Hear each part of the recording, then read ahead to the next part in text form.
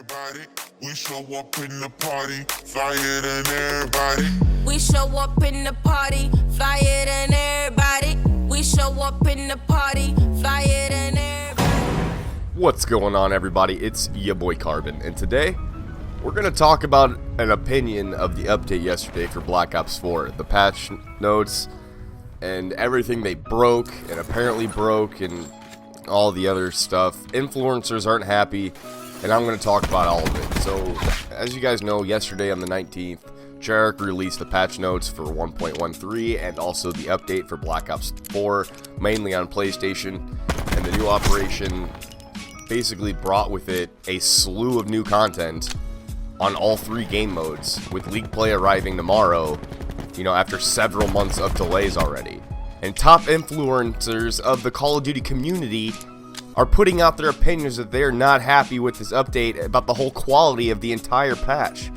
And the reactions are very mixed of excitement and criticism, but the general vibe basically remains positive. I'm still happy that they added new stuff. I just think there's some stuff they didn't need to change. There's absolutely some stuff they didn't need to change.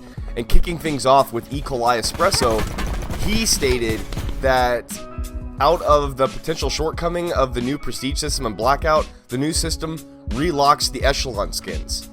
The ones that you've already earned, the ones that we spent so much time earning, they are relocked. So if you want to get Frogman, Seal, Battle Hardened, all that is relocked again. And while the system is similar to normal Prestige in multiplayer, losing items, you know, earned in Prestige, but the act of locking out customization content seems to be very unwanted. We do not want that. Why? What is the point? And then Prestige is key. My boy Prestige is key. Love that man. You know, along with some other players, pointed out that the immense time it takes to earn reserve cases in Black Ops 4's new Blackout, or new Black Market. The progression system seems basically similarly set up to like a contraband tier, but only time played is taken into account. This means players will have to grind 2.5 hours per case.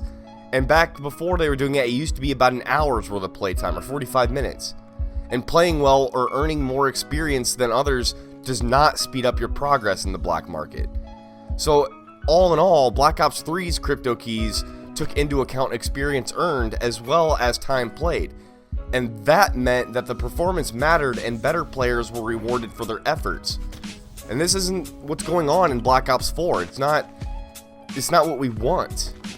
And then veering away from the negative feedback, Parasite gave some insight into the gun balance meta changes. The game is basically revolved around heavily around the Maddox pre-patch due to its power and nearly at all ranges. And the new meta, according to Parasite, will force teams to find better SMG players as the meta shifts towards more concentrated roles. It's just, they fixed so many things that didn't need to be fixed, and it's like, why?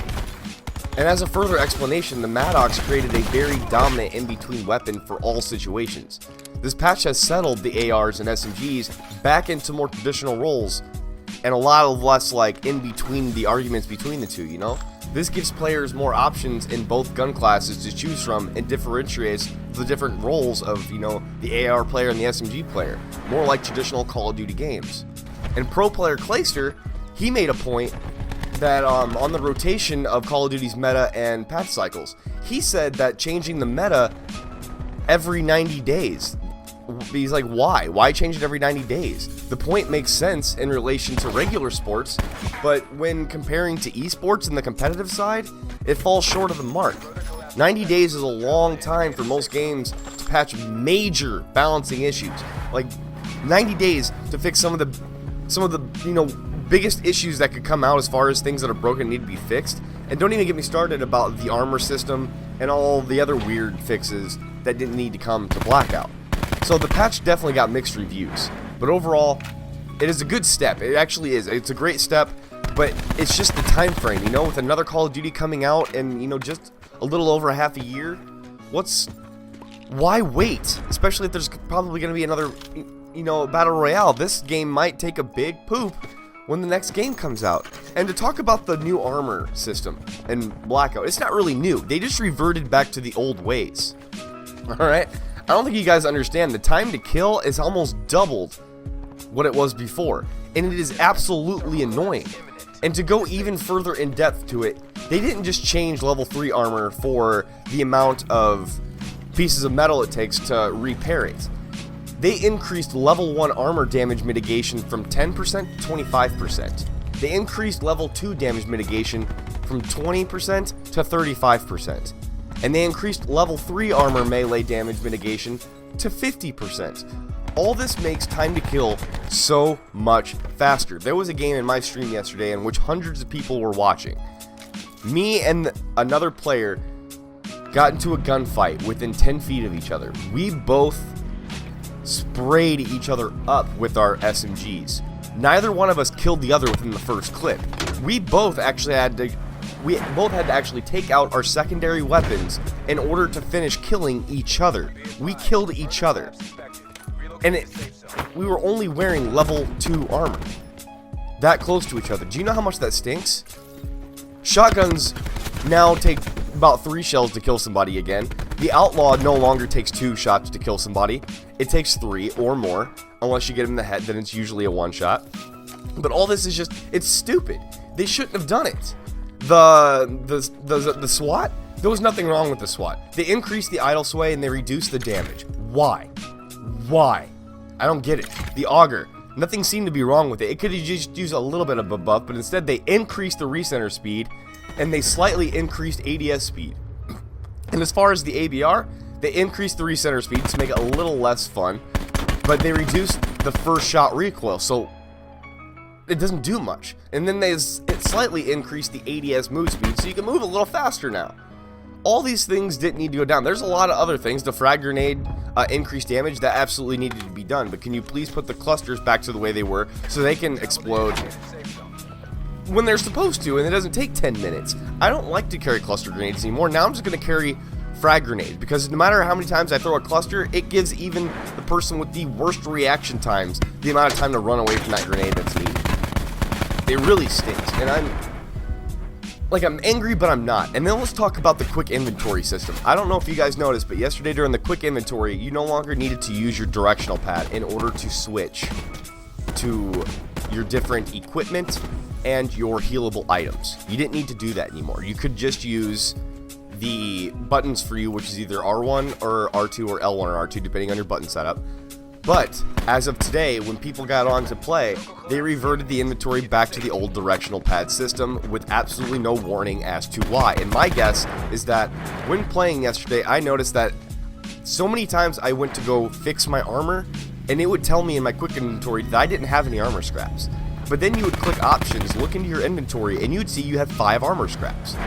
But it would not let you heal your armor. You would actually have to wait for a random moment where you could reopen your inventory and be able to repair your armor. I think that they just shut off the new quick inventory, they reverted back to the old one so that they can still play, and they're working on a fix. I don't know. I just know that this update was huge, and I'm still excited for it. It's just, it's not as fun to play anymore. The time to kill is so high. It doesn't, like, playing duos is probably the ultimate way to win. Because as long as you and your teammates stay exactly next to each other and you shoot at the same people, you're always going to win the fight. You know, just like the old Call of Duty. But the time to kill is ridiculous. If you're in a duos match and your partner dies and it's just you, chances are you're not going to win. You can't take on a 1v2 with the amount of time it takes to kill somebody. You need more bullets now. You need everything to kill that person.